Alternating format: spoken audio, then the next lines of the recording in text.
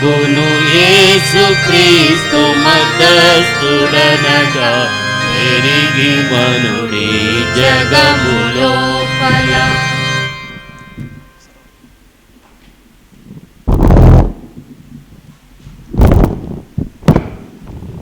మన తండ్రి అయిన దేవుని నుండి ప్రభు అయిన యేసుక్రీస్తు నుండి కృపయు సమాధానము మనకు కలుగునుగాక.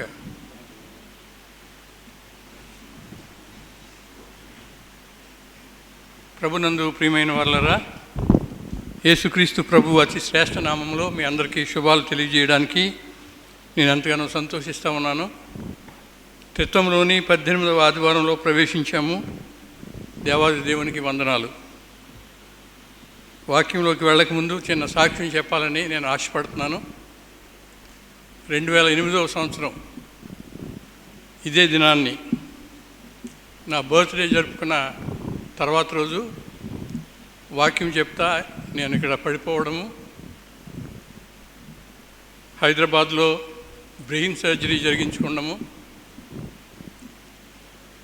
ఒకవేళ అదే ఆఖరి ప్రసంగం అని చాలామంది తలంచిన సందర్భంలో ఈ 12 సంవత్సరాలు దేవుడు నన్ను సజీవునిగా నిలిపి అంతకుముందు జరిగిన పరిచర్య కన్నా ఎక్కువైన పరిచర్య అమెరికా దేశంలో, యునైటెడ్ అరబ్ ఎమిరేట్స్లో, భారతదేశంలోని అనేక సంఘాల్లో వాక్యం చెప్పడానికి దేవుడు నన్ను బలపరిచాడు. దేవునికి వందనాలు. ఈ లెక్టర్న్ అంటారు దీన్ని, దాన్ని పుల్పిట్ అంటారు. ఈ లెక్టర్ నుండి సుమారు 30 సంవత్సరాలు పైబడి, 40 సంవత్సరాలు పైబడి వాక్యం చెప్పే ధన్యత, ఆశీర్వాదం దేవుడు నాకు ఇచ్చాడు. మీరందరూ నన్ను ప్రేమించి ప్రార్థనాపూర్వకంగా సిద్ధపరిచారు. దేవునికి వందనాలు. మీ అందరికీ నా కృతజ్ఞతలు. తల్ల వచ్చి చిన్న ప్రార్థన చేస్తాను.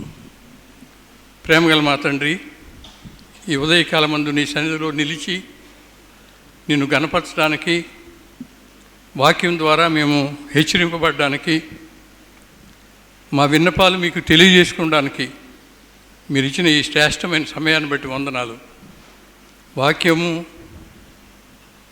అయ్యున్న దేవుడవు, వాక్యం ద్వారా మాతో మాట్లాడుతున్న దేవుడవు, ఈ ఉదయకాలం ముందు మరొకసారి నీ మాటలు వినగలగడానికి, నీ మాటలు చెప్పడానికి సహాయం చేయమని, నీ పరిశుద్ధాత్మ నడిపింపు మాకు దయచేయమని యేసు నామములో అడిగి వేడి ప్రార్థించున్నాం తండ్రి.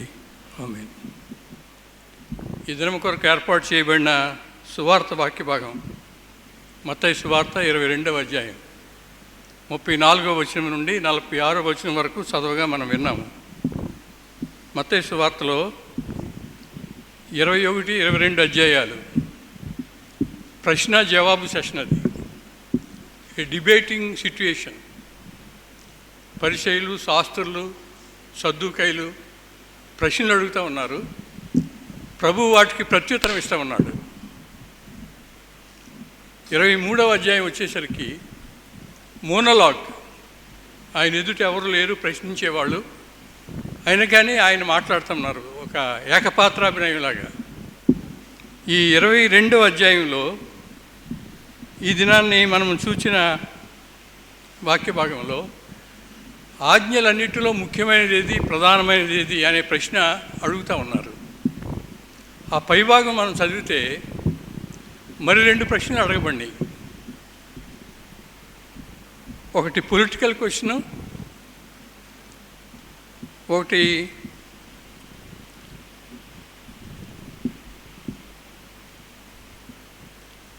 ఎథికల్ ప్రశ్న, ఒకటి డాక్ట్రినల్ ప్రశ్న.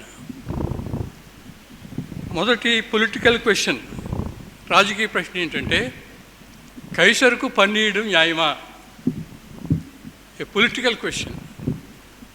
ఆ రోజుల్లో రోమా ప్రభుత్వ ఆధీనంలో యూదులు ఉన్నారు కనుక ప్రభువును తెకమక పెట్టాలని, ప్రభువును ఇరుకులో పెట్టాలని, ప్రభువును ప్రశ్నించాలని చెప్పి ఈ రాజకీయమైన ప్రశ్న అడుగుతున్నారు. ఏం జవాబు చెప్తాడో. ఒకవేళ పన్ను ఇవ్వద్దంటే రోమా ప్రభుత్వానికి వ్యతిరేకంగా ఈయన మీద నేరం మోపొచ్చు అనే ఆలోచనతో ట్రిక్కీ క్వశ్చన్, పొలిటికల్ క్వశ్చన్ ఇచ్చారు. రెండవది, ఈ పొలిటికల్ ప్రశ్న అడిగింది పరిచయులు. రెండవ ప్రశ్న డాక్ట్రినల్ క్వశ్చన్, సద్దూకైలతో అడుగుతూ ఉన్నారు. సద్దూకైలకి పునరుత్థానం లేదు అనేది వారి అభిప్రాయం. కనుక వారు అడుగుతూ ఉన్నారు, ఒక వ్యక్తి ఒక ఆమెను వివాహం చేసుకున్నాడు, ఆ వ్యక్తి చనిపోతే యోధా ఆచారం ప్రకారం మర్ది గారిని వివాహం చేసుకుంది, ఆయన కూడా చనిపోతే ఇంకొక ఆయన చేసుకుంది, పునరుత్థానంలో ఈమె ఎవరికి భార్య అని అడుగుతున్నారు వాళ్ళు. డాక్ట్రినల్ క్వశ్చన్, సిద్ధాంతపరమైన ప్రశ్న. మూడవ ప్రశ్న ఈ దినాన్ని మనం అడిగిన మన వాక్య భాగంలో ఎథికల్ క్వశ్చన్, నైతిక ధర్మం గురించిన ప్రశ్న.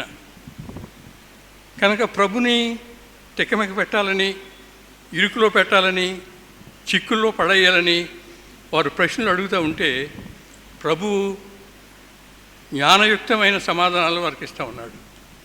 36వ వచనంలో బోధకుడా, ధర్మశాస్త్రంలో ముఖ్యమైన ఆజ్ఞ ఏది?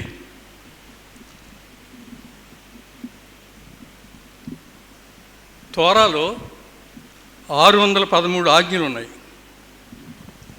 కనుక వారి ప్రశ్న ఏంటంటే, ఈ 613 ఆజ్ఞల్లోనూ ఏది ప్రాముఖ్యమైన ఆజ్ఞ, ఏది ముఖ్యమైన ఆజ్ఞ, ఏది ప్రధానమైన ఆజ్ఞ? ఈ 613 ఆజ్ఞల్లో కూడా కొన్ని డివిజన్స్ ఉన్నాయి. కొన్ని యాజకత్వానికి సంబంధించిన ఆజ్ఞలు, కొన్ని కానుకలకు సంబంధించిన ఆజ్ఞలు అని విభాగించి ఉన్నాయి. ఈ ప్రశ్న అడిగింది ఎవరు? ధర్మశాస్త్ర ఉపదేశకుడు, ధర్మశాస్త్రాన్ని బాగా క్షుణ్ణంగా చదివినవాడు. ఒకవేళ ఎవరికైనా అవసరమైతే ఆ సమయానికి తగిన భాగాన్ని ధర్మశాస్త్రం నుంచి తీసి అందించగలిగిన వాడు. ఏదైనా సందర్భం వస్తే దానికి సందర్భోచితమైన జవాబు ఇవ్వగలిగిన వాడు ఆ ప్రశ్న అడుగుతూ ఉన్నాడు.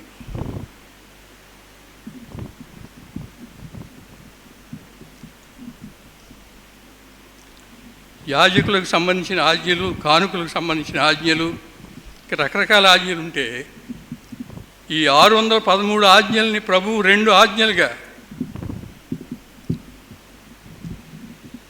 వారి ముందు ఉంచడం అనేది మనం చూస్తూ ఉన్నాము.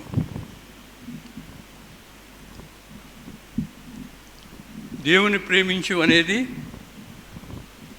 ఈ జీవనానికి సంబంధించిన ప్రశ్న. పొరుగువాన్ని ప్రేమించు, ఈ 2 ఆజ్ఞల మీద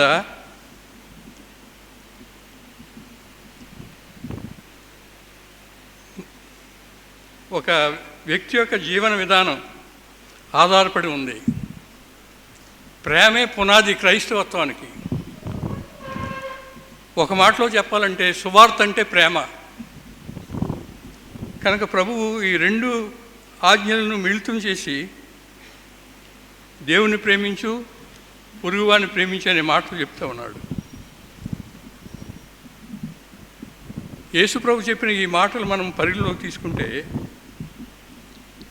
పరిసయ్యులు మతనిష్ట కలిగిన వారు, ఛాందస్తవాదులు, ధర్మశాస్త్రాన్ని తూచా తప్పకుండా పాటించేవారు.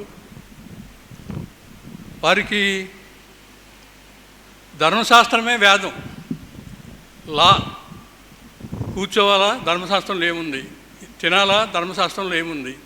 ప్రయాణం చేయాలా, ధర్మశాస్త్రంలో ఏముంది? కనుక లా అనేది, ధర్మశాస్త్రం అనేది వారికి ప్రాముఖ్యమైన సంగతి. అయితే ప్రభువు వారు law is the commandment of life అని నమ్ముతూ ఉంటే దాన్ని మార్చి love is the commandment of life అంటాడు ఆయన. పరిసయ్యుల దృష్టిలో law is the commandment of life. కానీ ప్రభువు ఈ దినాన్ని వారితో చెప్పే మాట, not law but love is the commandment of life.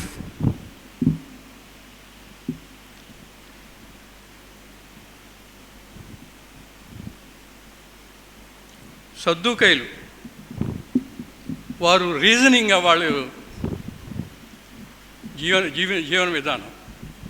Reasoning అంటే ఇది ధర్మశాస్త్రంలో ఉందా లేదా, ఈ పరిస్థితికి దీన్ని అన్వయించవచ్చా లేదా, తర్కించి నిర్ణయం తీసుకునేవాళ్ళు సద్దూకైలు.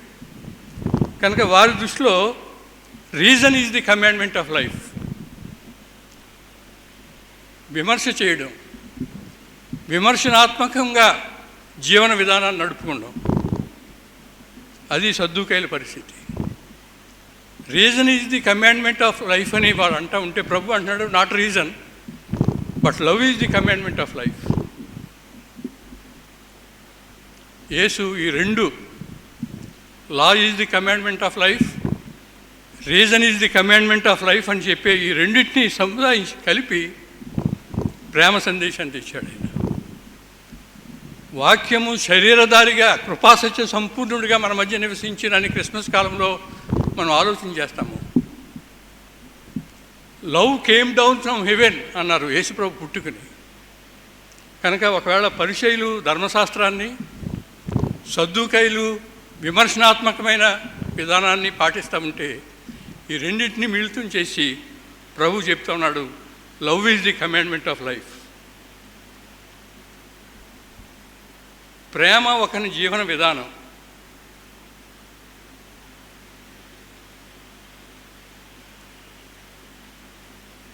కనుక ఈ ఉదయకాలం మందు ప్రభు చెప్పిన ఈ మాట మనం జ్ఞాపకం చేసుకుంటే, ఈ రెండు విభజనలు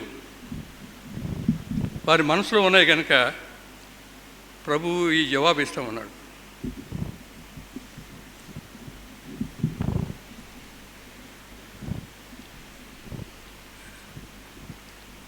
ఈ ప్రేమ గురించి ప్రభువు చెప్పినప్పుడు love is the commandment of cross. మొదటిది love is the commandment of life. మన జీవన విధానానికి ప్రేమే ఒక ఆజ్ఞ. రెండవది love is the commandment of cross. ప్రేమ శిలువకు సంబంధించిన ఆజ్ఞ.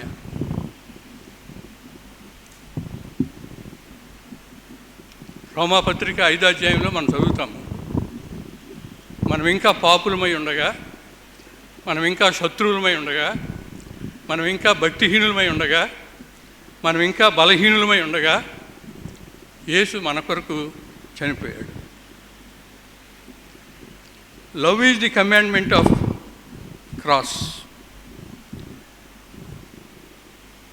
నీ దేవుణ్ణి ప్రేమించు, నీ పొరుగువాన్ని ప్రేమించు అనే ఈ మాటలు ప్రభువు చెప్పినప్పుడు శిలువ ప్రేమ ఆయన చెప్తా ఉన్నాడు.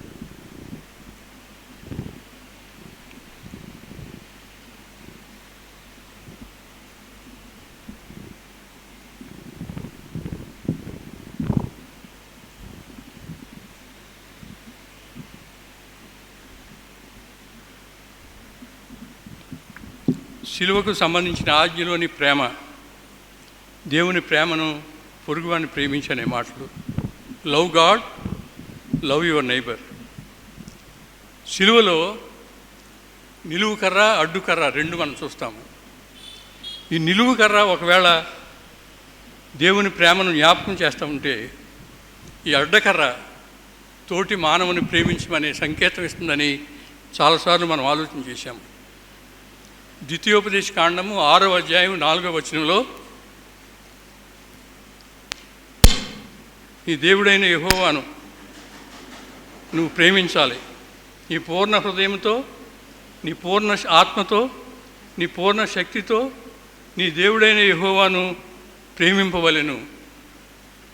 లేవియ కాండము 19వ అధ్యాయం 8వ వచనంలో, నిన్ను వలె నీ పొరుగువాన్ని ప్రేమించుము. ఈ రెండు వాక్యాలని మిళితం చేసిన ప్రథముడు యేసుక్రీస్తు ప్రభువు. రెండు ధర్మశాస్త్రం ఉన్న మాటలే. ద్వితీయోపదేశ కాండము 6వ అధ్యాయము 4వ వచనంలో ఉన్న మాట, లేవియ కాండము 19వ అధ్యాయము 18వ వచనంలో ఉన్న మాట, ఈ రెంటిని సమన్వయపరిచి ఆ రెంటిని ఒక్క ఆజ్ఞగా ప్రభువు చెప్పడం అనేది ఆయన ప్రథముడుగా ఈ వాక్య భాగాలను కలిపాడు. ఈ ద్వితీయోపదేశ కాండము 6వ అధ్యాయము 4వ వచనంలో ఉన్న మాట మత్తయి సువార్త 22వ అధ్యాయంలో తిరిగి ఈ దినాన్ని మనం చదువుకున్నాం. అయితే చిన్న తేడా అక్కడ కనపడింది. ద్వితీయోపదేశ కాండంలో పూర్ణ శక్తితో అని చెప్తా ఉంటే సువార్త వాక్య భాగంలో పూర్ణ మనస్సుతో అని ఉంది. పాత నిబంధనలో స్ట్రెంగ్త్, బలము, నూతన నిబంధనలో మనసు, మైండ్. కనుక దేవుణ్ణి ప్రేమించడంలో కూడా ఒకవేళ ధర్మశాస్త్రం మీద ఆధారపడిన వారు తమ శక్తితో, బలముతో దేవుణ్ణి ప్రేమించారు. కానీ నేటి సువార్త వాక్య భాగంలో మనసుతో అని మాట వాడబడింది, మైండ్. అంటే దేవుని ప్రేమించడం అనేది భావోద్రేకముతో, జ్ఞానముతో ఉండిన అనుభూతి కాదు, కార్యరూపంలో కనబడేది. పొరుగువాడిని ప్రేమించమన్నాడు. ఎలా ప్రేమించమన్నాడు? నిన్ను వలే. నువ్వు మంచి బట్టలు వేసుకోవాలనుకుంటే పొరుగువాడు కూడా మంచి బట్టలు వేసుకోవాలని కోరుకో. నువ్వు మంచి భోజనం తింటా ఉంటే పొరుగువాడు కూడా మంచి భోజనం తినాలని కోరుకో. నీవు ఉన్నతమైన విద్య అభ్యసించాలనుకుంటే నీ పొరుగువాడు కూడా. కనుక నీ వ్యక్తిత్వము, నీ ఆలోచన విధానము, ప్రతిదాన్ని నువ్వు ప్రేమించాలి. మంచి సమరైన కథలో ప్రభు చెప్పాడు, నీ పొరుగువాడు ఎవడంటే ఎవడ అవసరతలు ఉంటే వాడే పొరుగువాడు. కనుక పొరుగువాడిని ప్రేమించమంటే అవసరతలో ఉన్నవాడిని ప్రేమించడం. యోహాను రాసిన మొదటి పత్రిక 4వ అధ్యాయం 10వ వచనం అనుకుంటున్నాను. తాము చూచిన తన సహోదరుని ప్రేమింపని వాడు తాను చూడని దేవుని ప్రేమింపలేడు. దేవుని ప్రేమించేవాడు తన సహోదరుని కూడా ప్రేమింపలేని ఆజ్ఞను మనం ఆయన వల్ల నుండి పొంది ఉన్నాము. శిలువ మీద యేసు ఈ దైవ సంబంధాన్ని సూచించే నిలువుకర్రను, మానవ ప్రేమను సూచించే అడ్డుకర్రను జతపరిచి ఆయన చెప్తా ఉన్నాడు, love is the commandment of cross. మొదటిది love is the commandment of life. రెండవది love is the commandment of cross. మూడవది, మొదటిది పరిచయులకు ప్రత్యుత్తరం. ధర్మశాస్త్రమే మాకు శిరోజార్యం అనుకునే వారికి ధర్మశాస్త్రం కాదయ్యా ప్రేమ అని చెప్పాడు. మా జ్ఞానాన్ని ఉపయోగించి విమర్శనాత్మకంగా మేము ముందుకు వెళ్తామనే వారికి ఈ సిలువను కూర్చున్న వర్తమానం, not reason but love is the commandment of cross. సిలువ ప్రేమ. మూడవది, ఈ ధర్మశాస్త్ర ఉపదేశకుడు సమస్తము ఎరిగినవాడు ఆయనకి జవాబు ఇస్తామన్నాడు, love is the commandment of God's kingdom. ప్రేమ దేవుని రాజ్యానికి సంబంధించిన ఆజ్ఞ, జీవన విధానానికి సంబంధించిన ఆజ్ఞ, శిలువ ప్రేమకు సంబంధించిన ఆజ్ఞ. మూడవది దేవుని రాజ్యానికి సంబంధించిన ఆజ్ఞ. దేవుని రాజ్య ప్రవేశానికి ప్రేమ మార్గమే శరణ్యం. కొరింథీయులకు రాయబడిన మొదటి పత్రిక మనం చదివినప్పుడు 12వ అధ్యాయంలో 18 ఆత్మవరాలు ఉన్నాయి. ఆ చివరి వచనంలో అంటాడు, సర్వోన్నతమైన మార్గాన్ని మీకు చూపుతానంటాడు. కొరింథీయులకు రాయబడిన మొదటి పత్రిక 12వ అధ్యాయం చివరి వచనంలో సర్వోన్నతమైన దాన్ని మీకు చూపేదను. ఏంటో సర్వోన్నతమైన మార్గం? 13వ అధ్యాయంలో చెప్పాడు, ప్రేమ. విశ్వాసము, నిరీక్షణ, ప్రేమ, వీటిలో ఉత్తమమైనది ప్రేమ. కారణం ఏంటంటే విశ్వాసము, నిరీక్షణ నాకు సంబంధించింది, ప్రేమ నాకు, నా దేవునికి, నాకు నా పొరుగువానికి సంబంధించింది. కనుక దేవుని రాజ్యానికి వెళ్ళడానికి సర్వోన్నతమైన మార్గం ఏంటి అంటే ప్రేమ. ఈరోజు మనం చదువుకున్న సువార్త వాక్య భాగం మార్కు సువార్తికుడు కూడా రాశాడు. ఆ భాగాన్ని మనం చూస్తే మార్క్సు వార్త 12వ అధ్యాయం 32-34 వచనాలు మనం చూస్తే, యేసును ప్రశ్నించిన ఆ వ్యక్తి దేవుని ప్రేమించు, పొరుగువాని ప్రేమించు అని చెప్తే అతను జవాబు ఇచ్చాడు. ఇక్కడ ఏం జవాబు ఇచ్చాడో మత్తయి సువార్తలో రాయలే. ఈ ప్రశ్న అడిగిన వాడికి ప్రభుతో జవాబు ఇస్తామన్నాడు. ఏమని? మార్కు సువార్త 12వ అధ్యాయం, సర్వాంగ హోమముల కంటే, బలుల కంటే అధికమని ఆయనతో చెప్పినప్పుడు, అయ్యా ప్రభువా, నువ్వు చెప్పినట్టుగా దేవుని ప్రేమించాలి, పొరుగువారిని ప్రేమించాలి, సర్వాంగ హోమముల కంటే, బలుల కంటే ఇవి అధికము అని చెప్తే ప్రభు ఇచ్చిన జవాబు చూద్దాం. నీవు దేవుని రాజ్యమునకు దూరంగా లేవు. ఎవరైతే దేవుణ్ణి పూర్ణ శక్తితో, పూర్ణ మనసుతో ప్రేమిస్తారో, ఎవరైతే పొరుగువాన్ని పూర్ణ శక్తితో, పూర్ణ మనసుతో ప్రేమిస్తారో, వారితో ప్రభు చెప్పే మాట, మీరు దేవుని రాజ్యమునకు దూరంగా లేరు. మన ప్రేమ కార్యరూపంలో కనబడినప్పుడు మనం దేవుని రాజ్యానికి సమీపంగా ఉన్నాం. చాలాసార్లు మనం ధర్మకార్యాలు చేస్తాం. నేను నా బర్త్డే అయితే నన్ను ప్రేమించే ఒక ఆయన ఒక ఊరిలో 70 మందికి భోజనాలు పెట్టానని చెప్పాడు. చాలాసార్లు ప్రేమ కార్యాలు చేయడానికి మనం ముందుకు వస్తాం. కార్యరూపంలో ఉండాలి ప్రేమ. మత్తయి సువార్త 25వ అధ్యాయంలో మనం చూస్తాము, లోకాంతమందు గొర్రెలను, మేకలను ఏ విధంగా వేరు చేస్తాడో, ఆయన చేత ఆశీర్వదింపబడిన వారు, శపింపబడిన వారు వేరు చేస్తారు. 35వ వచనం చదువుతున్నాను నేను. మత్తయి సువార్త 25వ అధ్యాయం 35వ వచనం. ఆకలిగా ఉన్న వారికి భోజనం పెట్టుట, దప్పిగా ఉన్న వారికి దాహం ఇచ్చుట, పరదేశులను చేర్చుకునుట, దిగంబరికి బట్టలు ఇచ్చుట, రోగిని చూడవచ్చుట, చెరసాల్లో ఉన్నవారి యొద్దకు వెళ్ళడం, ఇలాంటి ప్రేమ కార్యాలు చేసిన వారితో ప్రభు అంటాడంట, లోకము పుట్టినది మొదలుకొని రాజ్యము సిద్ధపరచబడి ఉంది, దీన్ని స్వతంత్రించుకొనండి. ఎడం ప్రక్కన ఉన్న వారితో, శపింపబడిన వాళ్ళారా, నాకు భోజనం పెట్టలేదు, నా దప్పికి తీర్చలేదు, నన్ను చూడడానికి రాలేదు అనే మాటలు ఆయన చెప్తేనే సంగతి కనపడతా ఉంది. కనుక ఎవరు ఈ ప్రేమ మార్గంలో ఉంటారో వారు దేవుని రాజ్యానికి సమీపంగా ఉన్నారు.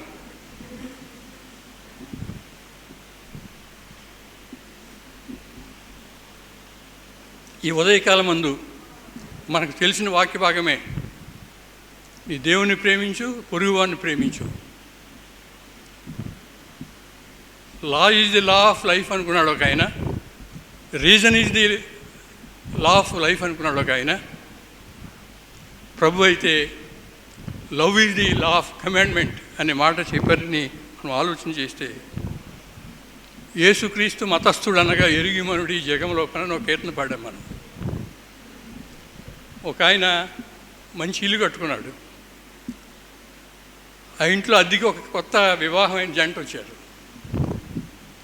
వారు రోజు బయట బట్టలు ఆరేస్తూ ఉంటే ఈ ఇంటి ఓనరు లోపల నుంచి చూస్తా, రోజు మురికి బట్టలు వేలాడేస్తున్నారేంటి అని చెప్పి అనుకుంటూ ఉంటే, కొన్ని రోజుల తర్వాత అప్పుడే ఉతకబడి మంచి పరిశుభ్రంగా కనిపించే బట్టలు కనపడ్డాయి. ఈ ఇంటి యజమాని ఈ అద్దుకున్న జంటను పిలిచి, మీరు వచ్చినప్పటి నుండి నేను చూస్తూ ఉన్నాను, ఈ కిటికీలో నుండి మురికి బట్టలు కనపడుతూ ఉండేవి. ఈవేళ మొదటిసారి పరిశుభ్రంగా ఉన్న వస్త్రాలు కనపడుతున్నాయి ఏంటని అడిగితే, ఆ యవన జంట జవాబు ఇచ్చారు, మేము ఎప్పుడూ పరిశుభ్రమైన బట్టలు ఆరేస్తున్నాము, నిన్నటి వరకు మీ కిటికీలు దుమ్ముతో నిండిపోయి ఉన్నాయి, కనుక దుమ్ముతో నిండిపోయిన ఈ కిటికీలతో మీరు ఆ బట్టలను చూసి మురికి బట్టలు అనుకుంటున్నారు. రాత్రి మేము ఈ కిటికీ మురికిగా ఉందని చెప్పి శుభ్రం చేశాము, అందుచేత మీకు ఇప్పుడు శుభ్రంగా కనపడుతున్నాయని చెప్పారంట.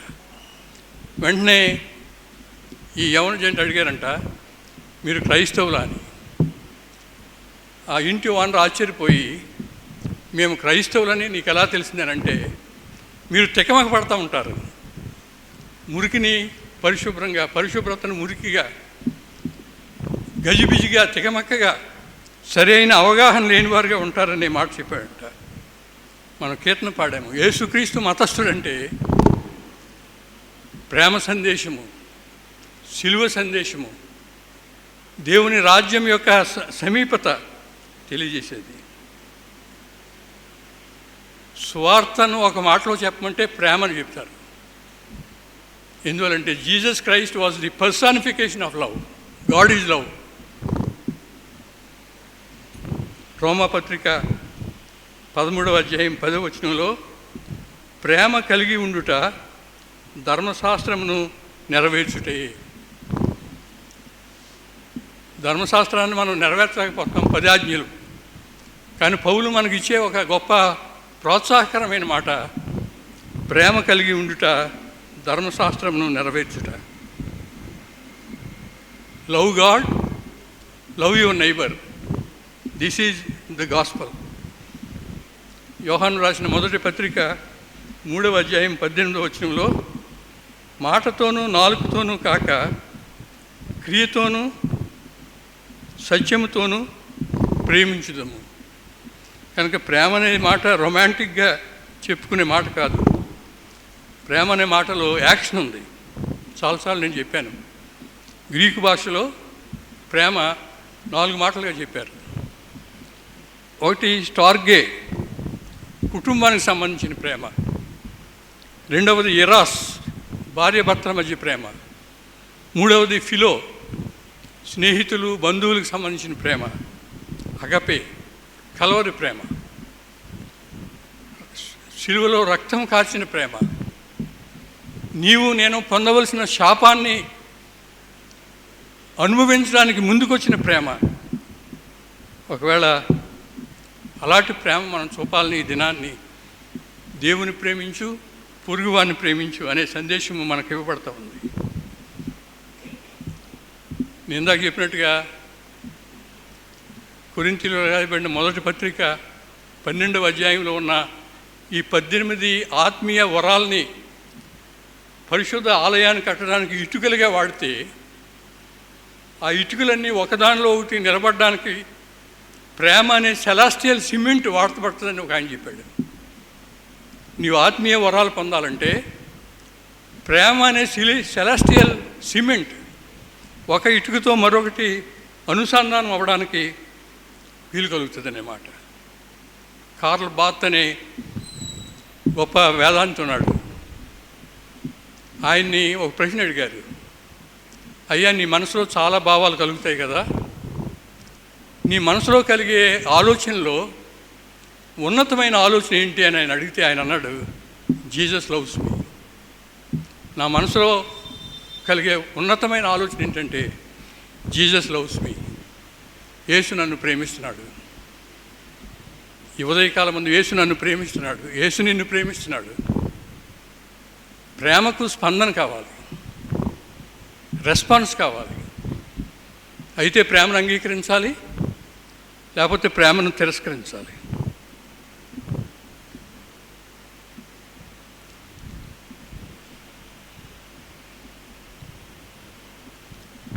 Theology without love leads to dead orthodoxy అన్నాడు.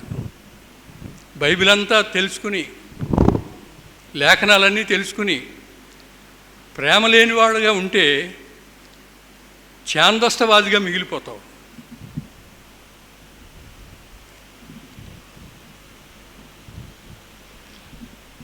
Love without theology leads to heresy. ఏమంటారు? Heresy, how do you pronounce?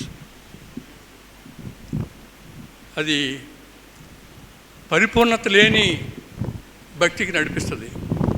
కనుక థియాలజీ కావాలి, ప్రేమ కావాలి.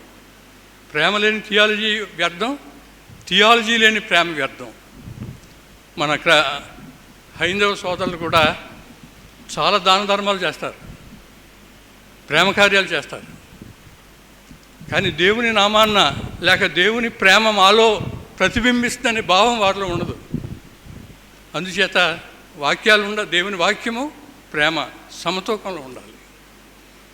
కనుక ఆజ్ఞలన్నిటిలో ఏది ముఖ్యమైన ఆజ్ఞ, ఏది ప్రధానమైన ఆజ్ఞ అని ప్రభు చెప్పిన ప్రశ్నించిన దానికి ప్రభు చెప్పిన జవాబు మరొకసారి మనం జ్ఞాపకం చేసుకుంటే, love is the commandment of life, love is the commandment of cross, love is the commandment of God's Kingdom.